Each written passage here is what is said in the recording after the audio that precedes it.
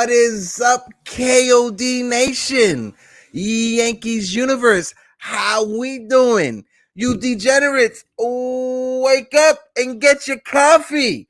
This is your guy, Project Nerd HQ, with another episode of the Yankees Morning Brew, Rick T Podcast. I see you in the comment section on IG. Hit that link in the bio and jump on over, my guy. Hope all is well.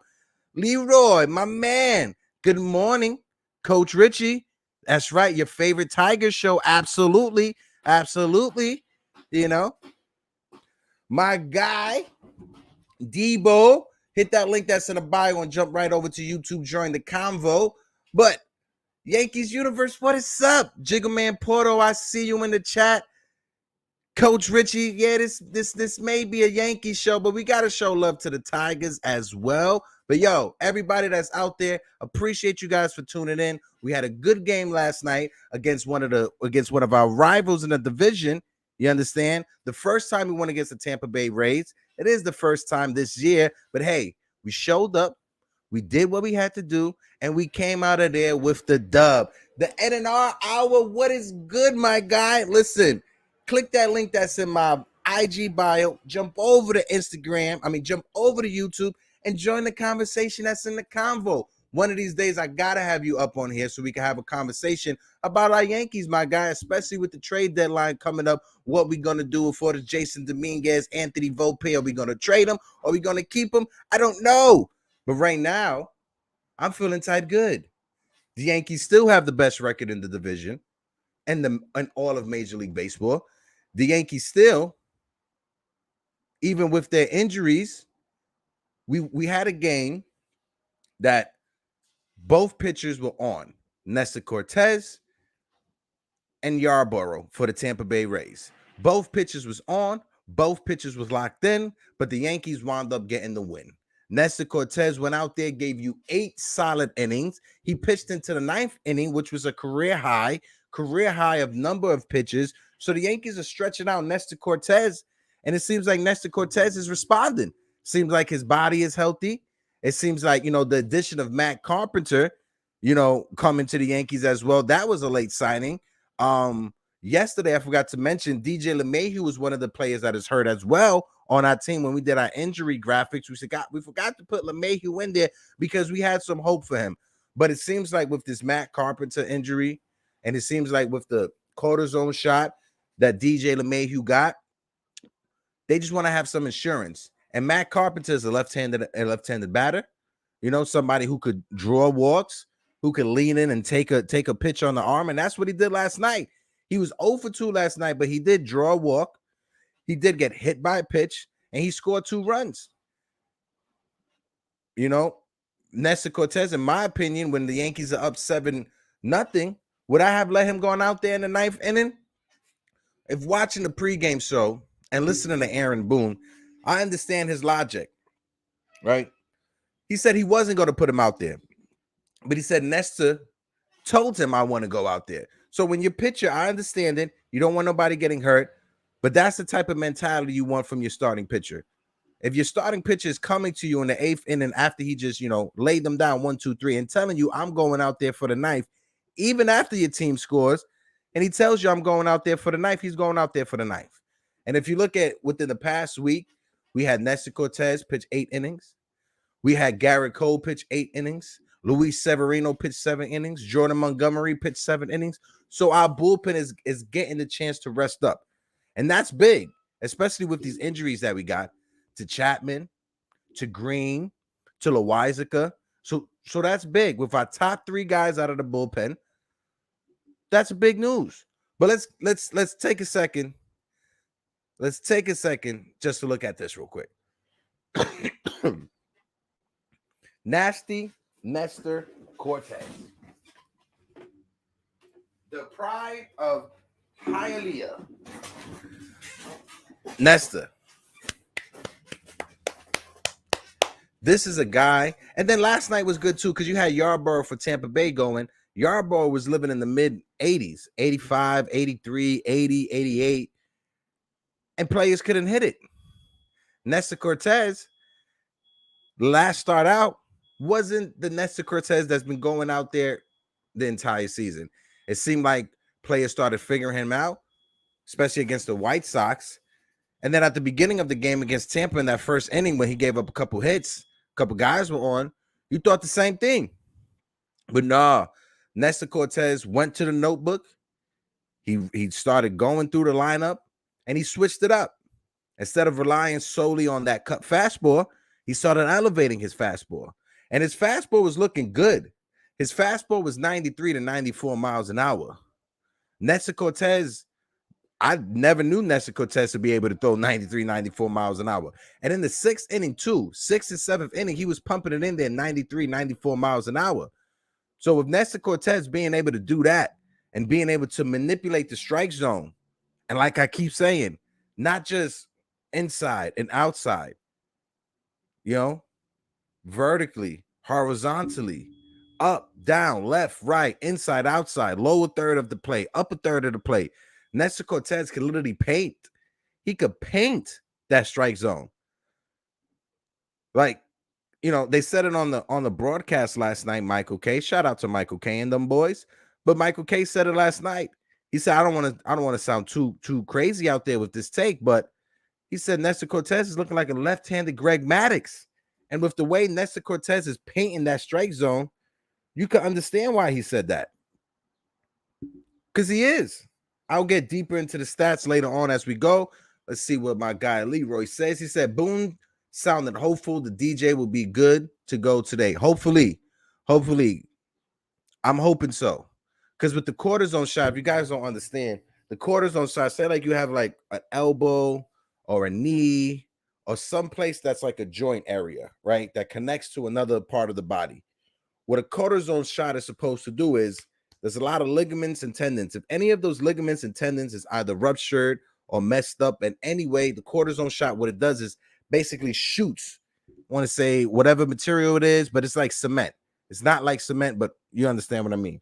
Into that area in order for the joint to be solid. I'm somebody that I'm dealing with lower back and hip pain. I have tendons and ligaments torn in my hip because of the fall that I had at work. And if, the treatments that I'm doing right now, if it doesn't work out, I may have to do some cortisone shots. So that's the last thing you want anybody to do. But hopefully DJ comes back today. I'm putting faith out there. Leroy, you feel me? I believe you. So we're going to keep hope alive. Keep hope alive. But I had to keep going because the Yankees have injuries. We know that. With LeMahieu, with Judge, Aaron Hicks, he was taken out of the lineup because of some hamstring concerns. That's not what you want to hear. Joey Gallo, he just came back, but Joey Gallo, he hasn't been hitting for us. And I understand this at the beginning of the year. Everybody said, oh, Joey Gallo could get you 30 to 40 home runs. It is May 27th. We are more than 30 games into this Major League season. Joey Gallo has 4 home runs. Where on God's green earth are those 30 to 40 home runs coming from? I don't know. He only has 4 right now. Could he get on a hot streak and carry this team for a couple weeks? Yeah, he can. But what's the end result of it? What's the opposite side? It's either he gets hot and carries you, or he just strikes out and doesn't affect the game from the offensive side. This is not what we need. So that's why Miguel Andujar, he got that call, and he got another hit yesterday and an RBI as well. Miguel Andujar had a lot of action out there in left field yesterday, if you guys saw the game, and he looked solid. He looked very comfortable running back on the ball, running back towards the warning track, running towards the foul line, running towards the seats. Miguel Andujar looks comfortable out there in left field. Now, is he a Gold Glover? No way. But is he average to comparable to above that? Absolutely. What we're seeing from Miguel Andujar in left field, it's well deserved for him. Miguel Andujar had his rookie year at 22 years old. He's 26 right now, 27. That's how long it's been since that rookie year he had. But he had 40 doubles and 29 home runs. Miguel Andujar, there's one thing that he can do is he can hit and he could drive the ball. And I'm glad to see him out there in left field. I'm glad to see him healthy. I'm glad to see him back. He looks like a totally different player. Even during the post-game interview, I understand, he has a translator next to him, but he's trying. And the effort that he's giving out there, Miguel Andujar, take my hat off to you, man. You deserve all the flowers. And hopefully you catch on fire and ride this for the rest of the year. We don't need Gallo in left field. We don't need Hicks in center field. I'll get to, some trade rumors that was puzzling on Yankees Twitter yesterday, but like Leroy said, Gallo and Hicks are killing us. Yeah, Gallo and Hicks are killing us, right? But when you're in first place and you have the most wins in all of Major League Baseball, the wins can cover up the mistakes of a Joey Gallo and an Aaron Hicks and a Aroldis Chapman and a Johnny Lasagna. Kyle Higashioka not hitting behind the plate. So when you're winning, you're able to cover that up. You're able to mask that, But this series right now against Tampa is important. Over the next 21 games, we're going to face Tampa 9 times. I don't understand this Major League season. I'm not somebody who's in the front office or someone who is privy to the news from the front office, but I don't know what's going on when it comes to how did you make this schedule? We faced the Baltimore Orioles like 12 times already. We're going to go through a stretch with the next 21 games. We're going to face the Tampa Bay Rays 9 times. So I don't understand it. But hey, I'm just someone on YouTube who just talks mierda about the Yankees. So a big series is coming up. And right now we could put some space in between us and the Tampa Bay Rays because the Red Sox are heating up. I'm not sure if they won last night, but I do know that JD Martinez, over these past 7 games, JD Martinez has been hitting well over 500. I think it's like 557 or something to that degree. But JD Martinez, it seems like, because last year what happened with JD Martinez, if you guys, a few years ago, JD Martinez was one of the best hitters in baseball. After the whole situation that happened with the Houston Astros, and Major League Baseball came down and started changing rules. The iPad thing now that players they had before, right? That's something that JD Martinez, he's a creature of habit. He's somebody that he needs to see video. He needs to see what he's doing wrong. He needs to see how he can fix it in the moment, live action, So him being able to have that iPad now, technology, it benefits you. My guy Keith Wood is good. He said Trevor Story also woke up, shaking my yeah. It seems like Trevor Story woke up. Seems like that $300 million is going to kind of work out, maybe. Hopefully, if he stays healthy for the rest of the year. But yeah, Trevor Story woke up. They're still waiting for Marcus Semien to wake up, but hey, it's a slow process. When you're a team that is used to losing and you're trying to switch up the culture or add to the culture or change the culture, it's going to take it's going to take time, and it's a process. It's not an overnight thing. So what Texas is doing right now, it's not going to be an overnight thing, but it's going to lead to some success in the future, my opinion. But then we got my guy right here, El Judgito, Aaron Judge. Last night he had a hit, but Aaron Judge, he had a little fumble in center field. I think tonight he's either going to play right field or DH, but Aaron Judge, he had a play that he was running down, and I'm not sure if it's the catwalks and the Dome Arena that's in Tampa Bay. I'm not sure if it's that. It may be that, but I'm not sure 100% if it's that. But him being able to run down the ball and just hit off the tip of his glove, you're going to get the error. I'm not sure. It looked like he kind of slowed up when he was coming, when he was approaching the ball. It kind of looked like he was slowing up. So I'm not sure if it's just, hey, he's not used to those reps in center field, or hey, he just misplayed the ball. You're not going to always play it 100% of the time, But over to DJ LeMahieu, like my guy Leroy was saying, he said Boone sounded hopeful that DJ will be good to go today. Hopefully. Hold on. Hopefully. I hope, honestly, in my humble opinion, that DJ LeMahieu will be back today. But if I was Boone, I would give him just one more day off. Just give him one more day off. It's not going to hurt. It's not going to hurt whatsoever. Go over to this guy, Aaron Hicks. Aaron Hicks is nursing some hamstring issues right now. And this is a problem with Aaron Hicks. Is either the hamstrings, side of the oblique. Something is always up with Aaron Hicks. Always up. And I think the Yankees just needs to cut ties. You know, I understand it's not my money, and it's easy for me to tell the Yankees just to eat the money. But I think it's time the Yankees cut bait with Aaron Hicks. It's time. You know, he's the hustle, the effort's not there, you know, and listening to Tiki Barber yesterday, it's hard to say that and I get this. It's hard to say that a professional athlete is not hustling or is not giving it his all. I know it's hard to say that, but when you watch the film, you clearly see it running up the first base line. God forbid the Orioles hit a 3-run home run and the Yankees lose that game. We're going to be talking about Aaron Hicks. And if this was back in the days with the boss and George Steinbrenner would have came down from that box when it would have went up to Aaron Hicks and took him out the game himself. Because it may be an arrogant Yankee fan that's about to talk that's going to come out of me, right?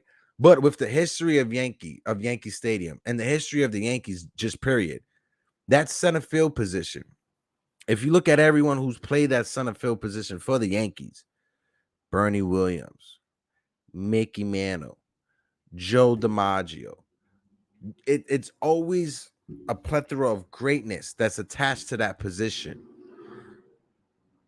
Aaron Hicks is not that. I'm sorry to say it. Can you guys believe that Aaron Hicks has been with the Yankees for the past 7 years? Only had one good season. Besides that, what else has he done to warrant this type of, freedom to be allowed just to go out there and he'll figure it out. He'll get hot. He can still walk. If he strikes out, he could run into one. Has Aaron Hicks hit a home run this year? I don't think so.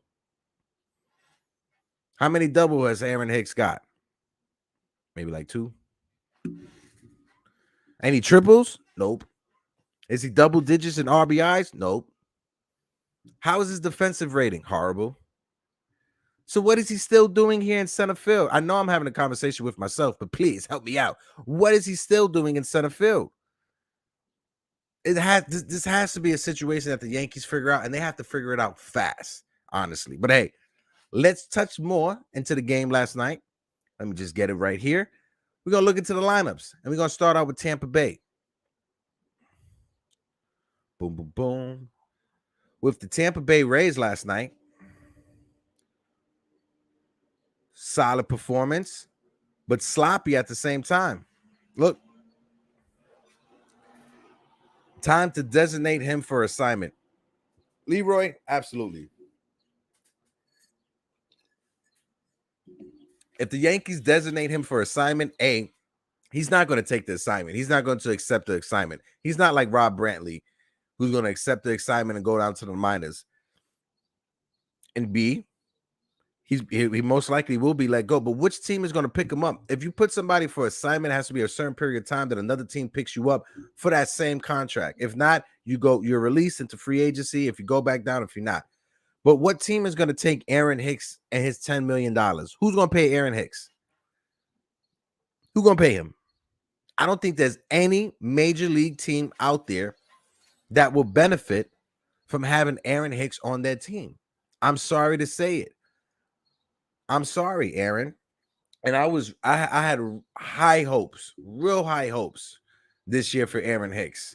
Seeing the workouts he did in the offseason, seeing that he went to the DR to play in winter ball, knowing the competition over there is good, watching some of the games and seeing him, he looked way better. The Aaron Hicks that I saw when he was playing winter ball is not the Aaron Hicks that I'm seeing right now playing for the Yankees. It's not the same. Two opposite. They look like two different people. His batting stance, he has to work on that. he needs to rip it down, tear it up, and start from the beginning. Because that leg kick that he's doing, that's flailing from the hips that he's doing, he's always trying to cheat and open up to pull that ball. It's not working, Aaron. You need to break it down and start from scratch. If you want to have a conversation with somebody who did that, we just signed Matt Carpenter, who worked his tail off these last 2 years working on his batting stance, working on his hitting, because he felt he came to a point that he just lost how to hit. And that's the same thing that's happening right now with Aaron Hicks. But let me get back into this lineup. Last night, the Rays had Yandy Diaz, the third baseman, leading off. He went 0 for 3. Wander Franco, the wizard, the young shortstop who got that massive payday, he was 1 for 4. Harold Ramirez, the first baseman, was 2 for 4. Arozarena was 0 for 4. Manuel Margot, the center fielder, was 2 for 4. Paredes was 0 for 4. And Zunino was 0 for 4. Taylor Walls was 0 for 3. And Brewhan, the right fielder, hold on, let me play this. He was 1 for 3. And there was sloppy defense from the Rays, especially when the Yankees opened it up that inning and scored 5 runs. Sloppy defense. And the Rays typically aren't known for that. The Rays are normally known for the team that plays defense, the team that does everything that you need to do and some in order to win. That's what the Rays was known for, right? That's what the Rays was known for years. But in the game last night with the Yankees, it was opposite. It seems like the foot was on the other feet, because last night's game that the Rays lost, and these past couple years, that's typically a Yankees loss to the Rays. Sloppy defense, late inning bullpens blowing up. So what happened yesterday, it seems like it's a turning of the shift. It seems like the Yankees are playing fundamental baseball, and they're taking advantage when you get an extra out. When you give a team an extra out, especially in the major leagues, that's what you're worrying about. That's what you're trying not to do. What the Tampa Bay's Rays did in that 6th and 7th inning and so on. But hey, Yarborough last night in 5 1/3 innings, he gave up 2 hits, 3 runs, 1 walk, and 5 strikeouts. You got Thompson, who came in right after him. He pitched 2/3 of the innings, 1 hit, no runs, no walks, and a strikeout. And then you had Marwyn Garza Jr., basically Matt Garza. If you guys remember Matt Garza from back in the days with the Tampa Bay Rays, I believe this is his son. I was trying to look it up to confirm it, but I believe this is his son. Matt Garza Jr. pitched 2 1/3 last night. 2 hits, 2 runs, and 2 walks, no strikeouts. And then Rarely came in, the side armor. He pitched 2/3, 1 hits, 1 run, 2 walks. The losing pitcher of record was Yarborough. So yesterday was a sloppy Rays game. It's not normally what the Rays do. It's normally what the Yankees do, especially these past couple of years. But hey, let's go right back to that, and let's look at the Yankees lineup from last night. See what the Yankees did. Now, you guys know the Yankees set down Estevan Florial, but if your guy Hicks goes on the IL, that opens up a spot. Bring Florial back up. Put Florial out there. See what we can get. This is it's going to be bad for Florial, because this is what you don't want to do for a kid. Bring him up, send him down. Bring him up, send him down. Bring him up, send him down. And that's what the Yankees are doing. What the Yankees are doing with Florial is he's doing good in the minors. They bring him up. He struggles. They send him down. You got to give him time to be comfortable. And like I said, I would rather live with Estevan Florial out there in the outfield batting 9th or 8th in our lineup than having Aaron Hicks out there. Florial is faster. Florial's arm is better. And Florial looks like he could run into a couple if you just give him the opportunity to. But hey, let me stop talking. Let's see. Tampa has had horrible. Yeah, they've been horrible. They have been horrible. And we're going to see it for the rest of this series and over the next 20 games, the other 9 games we got against them. So we got to take advantage of whatever we could take advantage, just like last night.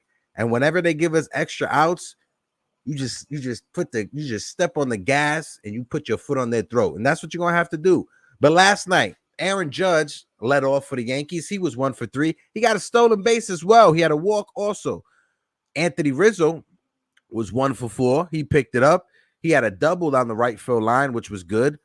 But then Gleyber Torres was 0 for 5. Hopefully Gleyber could pick it back up. But then Miguel Andujar was 1 for 4 with an RBI. But then you got Joey Gallo, who was 0 for 4 with 3 strikeouts. If I'm not mistaken, I think, 3 strikeouts. You got IKF, 1 for 3. Jose Trevino, 1 for 4. The new Yankee with one of the best mustaches that I've seen in Major League Baseball in a long time, Matt Carpenter, who looks like he stepped out of a time machine from the 1920s with that mustache. But hey, I'm no one to judge. Then you have Marwyn Gonzalez, the third baseman, 1 for 3 last night. And Marwyn, he got on to start that rally late on in the 9th inning. So you got to give credit to Marwyn Gonzalez. Nestor Cortez, Nasty Nestor, he pitched 8 solid innings. He gave up 4 hits, 1 run, 1 walk. He had 5 strikeouts. Solid performance from Nasty Nestor. Solid performance. Then you had Wandy Peralta. Wandy Peralta last night, he pitched the inning, gave up 2 hits, 1 run, no walks, 1 strikeout. Wandy Peralta, he was solid to close out the game. He did give up that run that was Nestor Cortez's run and the run himself, but hey, he shut down the door when he was supposed to shut down the door. When you look at this Yankee team, and we have of next man up, especially from Aaron Boone, especially a couple years ago when that's all we had to deal with. Next man up. And that's how it's going to have to be for the rest of the year. Joey Gallo, Aaron Hicks got injured, IL, COVID, however you want to put it. Miguel Andujar, next man up. He got the call, as you see, and he's the next man up. And he needs to stay in this lineup. I don't want to see him out of this lineup today. He needs to be in this lineup today. But hey, let's take a walk around the league. Standings are still the same from yesterday, but walk around the league. Got the Yankees still in first place, Minnesota Twins still in first place, and the Houston Astros still in first place. The Yankees will be seeing the Angels in a week or so, and we'll be seeing the Astros after that. So hopefully when we see the Astros, we put a whipping on them. But also shout out to Justin Verlander. Justin Verlander missed all of last year with that elbow injury, and he came back, and this year he is solid. He looked like he went back in time. He looked like he found the fountain of youth. He's pitching to an ERA that's under 2. He's striking out guys left and right. You will see Justin Verlander at that All-Star game, just like Nasty Nestor. But shout out to Justin Verlander. He never wanted to be a Yankee. Cool, copy. But when someone does good, you have to give them their flowers when they're doing good. And Justin Verlander has turned it around. He makes us old people feel good again. But besides that, when we look at the division, let me just pull it up right now.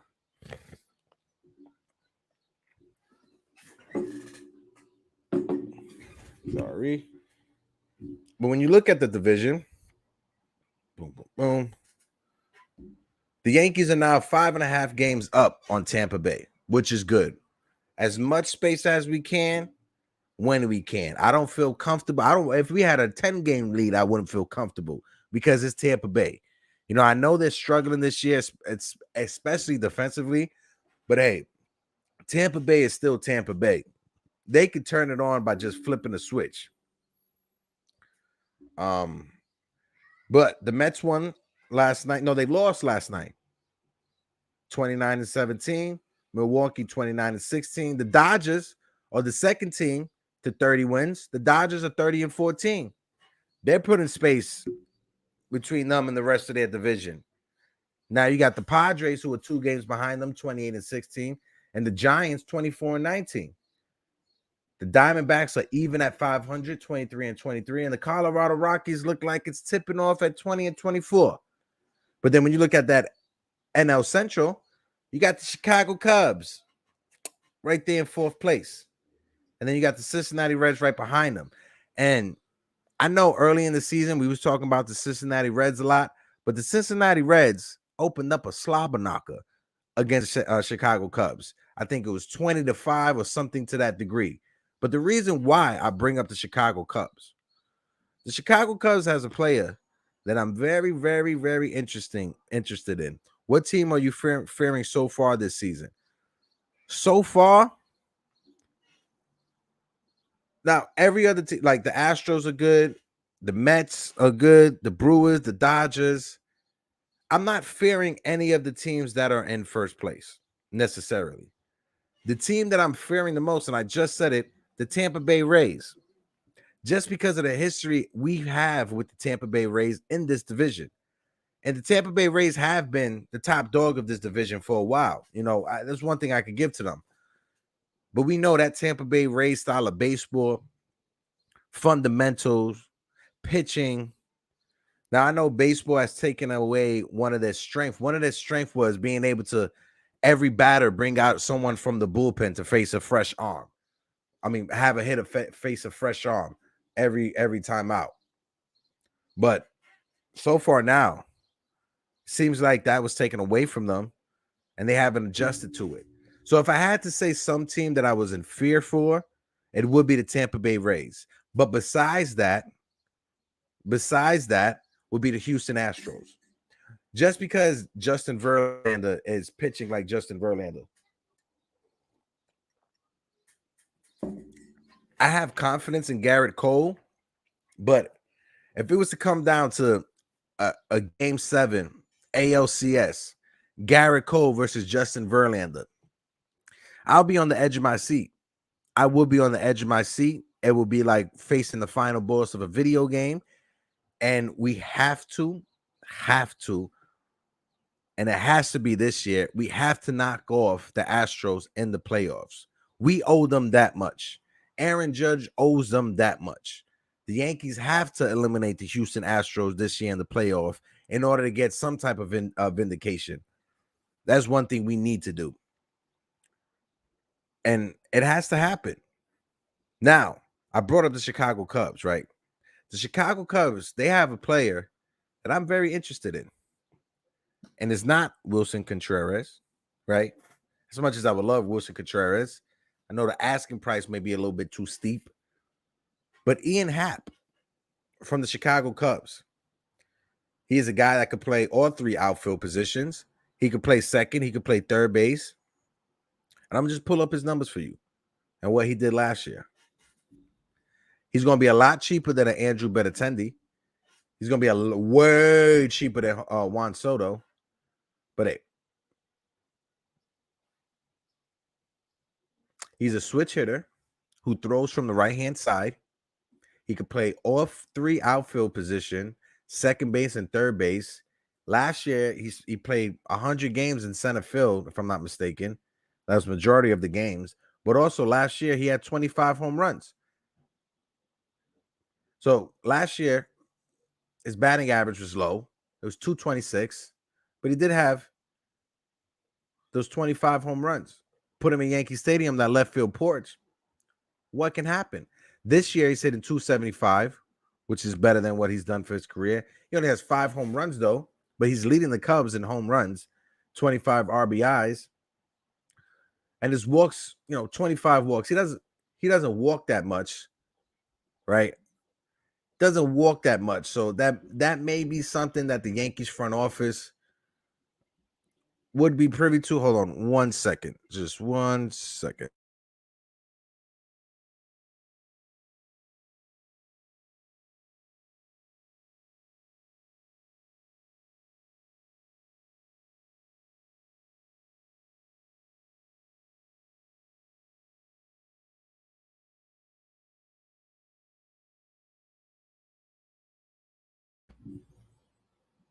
My apologies. Computer was acting up. Technical difficulties. Sorry about that. But yeah, Ian Happ, that's a guy I'm interested in. That's somebody that I would want on this team. The asking price is not going to be as much as an Andrew Benintendi or Juan Soto or Ketel Marte. So it's all speculations right now at the moment.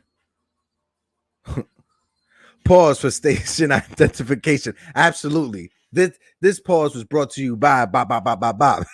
This pause was brought to you by KOD Media. How we doing? But yeah, when it comes to Miguel Andujar and left field, something I want to watch for the rest of the year. Let's see what we could get out of him.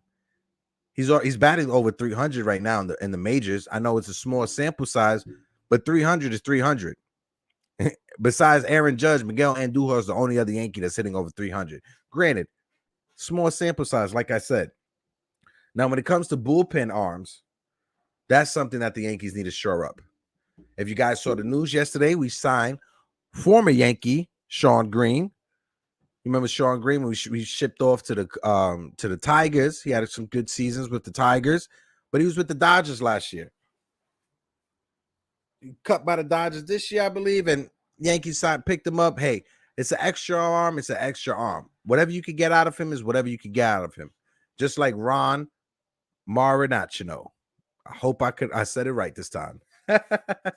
But with the different pieces moving around with this Yankee team, Aaron Boone and that front office working together hand by hand, we're able to see what this team could do.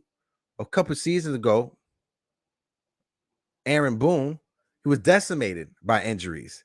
This Yankee team was hard, was everyone was injured, but we was able to get contributions from anyone we brought in. We got Cameron Maybin. Cameron Maybin was solid for us for the entire year. Anybody else that came up was solid for us. Now, what the Yankees need to do is we need to find that spark plug, right? Last year for us, that spark plug was Andrew Velasquez, the shortstop. He's with LA right now. Cincinnati has a center fielder. His name is escaping me right now, but Cincinnati has a center fielder that if they want to part ways with, we could probably get for cheap. We could definitely get for cheap if we part ways with him. But we're not sure if that's what Cincinnati wants to do. Tell you right now, if I could just, this lineup would just come up. But the Cincinnati Reds are in a rebuild. And yesterday they won 20-5 against the Cubs. But Morel, that's the center fielder's name. Christopher Morel. No, that's the Cubs. What am I talking about? Senzel. Nick Senzel. He's batting .221. I understand that. He's a right-handed bat. I understand that. But what he can't give you is speed. And what he can give you is a solid glove out there in center field. Period. And that's what we need. That's what we need. I understand the bottom half of our lineup offensively is not the best when it comes to Higashioka. Jose Trevino is going to give you a couple hits here and there, but he's not somebody that a team is going to build their game plan around, who we not to pitch to, who we should pitch to. No, nothing of that. But when it comes to this team, when it comes to this front office, when it comes to Aaron Boone, and when it comes to our minor league system, I think this team has the pieces to patch here and there. We may have to make a move. I understand it. Giancarlo Stanton, it was upgraded from a calf injury to a ankle strain. We talked about that yesterday. It's a lot better because when we all heard calf strain, we was like, oh my God. Typical Stanton. Normal Stanton injury. Going to be out for the next month. But no, it's not a calf. It's a high ankle strain. So hopefully he just sprained it while in the batting cage. He could come back and be good. Give him these 10 days off. He'd be good. DJ LeMahieu, hopefully he's back today. Leroy said that Aaron Boone sounded hopeful for today. Hopefully that works out. Hopefully. Because we're going to need our team back. We went the first 30 games. Everything was solid. Everything was good. And then that injury bug, it just popped up like a mosquito in New York City in the summertime. It came out of nowhere. And it just scratchy. Came out of nowhere. But hey, we got that game tonight. I'll just go through it real quick against the Rays. It's a 7:10 start. Last night's game was 6:40 start. It's a bit weird to me, but hey, we're throwing out J-Mo tonight, Jameson Tyone, who On the season has been solid. He has a 4-1 record, a 2.95 ERA, and in 42 and 2/3 of an inning, he's only given up 44 hits. He struck out 34, 5 walks, and only 4 home runs.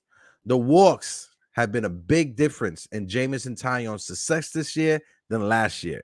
Last year, Jameson Taillon was walking batters at a way higher rate than what we're seeing right now. And that's the big difference from last year to this year. Second big difference for Jameson Taillon last year and this year is that curveball is a lot sharper. It's not a meatball no more. Last year, whenever he threw up that curveball, it looked like it was a meatball, and teams were taking him out the park with it. This year, it's a lot sharper. He can control it a lot better, and he has a lot more confidence in that curveball. But from the Rays, they're sending out a left-handed pitcher, Jeffrey Springs. So hopefully we will see Miguel Andujar in the lineup because it's a left-handed pitcher. I know we have to put Gallo out there just to be a body in the outfield, but Gallo needs to hit. He needs to hit 8th or 9th at this point because it's god awful. It is god awful what we're seeing out of Joey Gallo. But injury update: Loizaga, we all know he's injured. Stanton, he's injured. DJ LeMahieu is marked down as day today. Hopefully, he will be back for us. Zach Britton, he's working himself out to get back with us. So if we could get Zach Britton back before the trade deadline or whenever we could get him back, get him back healthy, that's a end season trade right there. Being able to get somebody like Zach Britton. Hopefully it's the Zach Britton of old and it's not some new Zach Britton that has to work out his kinks, because Zach Britton is another guy, especially these last couple of years. He's been solid with us, but he's been somebody that he can have certain stretches that he loses his command. He loses his thing. So hopefully he works out, gets himself healthy, and just another addition to this team. But the Yankees are 32-13 overall, living nice. We are 45 games into the season. On the road, our record is 15-6. So it's not like we're only running at home. It's a solid split, road and home. But for some reason, the Yankees are the underdog tonight. I don't know why. If you had a bookie you could go bet with Yankees money line, because for some reason the Yankees are 2-0 underdog and the Tampa Bay Rays are a 13-20 favorite for tonight. Take with that what you want to take with. But guys, thank you all for tuning in. Leroy, like always, my man Jigga Man Portito, my man Keith, Coach Richie. I'll talk about the Tigers next. Oh, wait, hold on. What's the Tigers record? Let me just see real quick. Sorry, Coach Richie. The Tigers are 16-28. They're not in last place. Don't worry. You guys got hobby bias. But guys, thank you guys all for tuning in. No one cares. Thank you guys all for tuning in. And like always, y'all, peace, love. Hit that like button. Hit that subscribe button. Share with your friends. Share with your family. Get yourself a night. And make sure you just tune in. This has been the Yankees Morning Brew. And I'm out. Peace.